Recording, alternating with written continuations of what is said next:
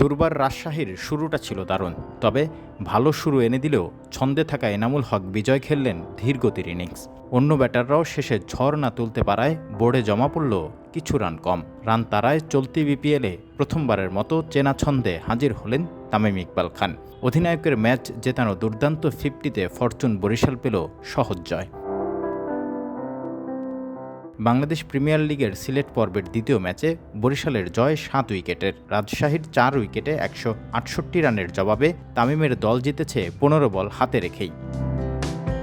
বরিশালের শুরুটা অবশ্য ছিল ধীরগতির। তৃতীয় ওভারে তাসকিন আহমেদকে ছক্কা মেরে আগ্রাসন দেখান তামিম ইকবাল।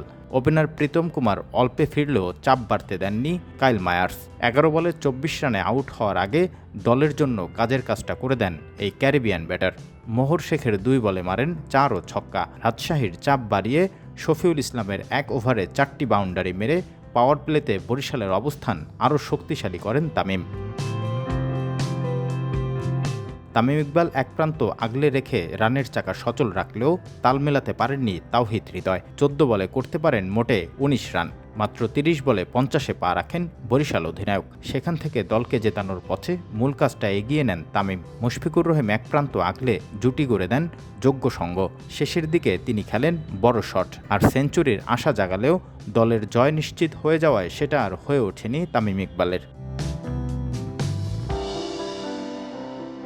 লঙ্ঘনের উপর দিয়ে হাসান মাসুদকে ছক্কা মেরে ম্যাচের শেষ শটটি আসে তামিমের ব্যাট থেকেই। 11-4 ও 3 ছক্কায় মাত্র 48 বলে 86 রানের মারমুখী ইনিংস খেলেন তামিম। 24 বলে 34 রানে অপরাজিত থাকেন মুশফিকুর রহিম। তামিমের তোপের সামনে রাজশাহীর বোলাররা প্রতিরোধ করতে না পারলেও কিছুটা দায় ব্যাটারদেরই দিতে পারেন তাসকিন শফিউলরা। দুর্দান্ত একটা শুরুর পর আশা ছিল 180+ স্কোরের।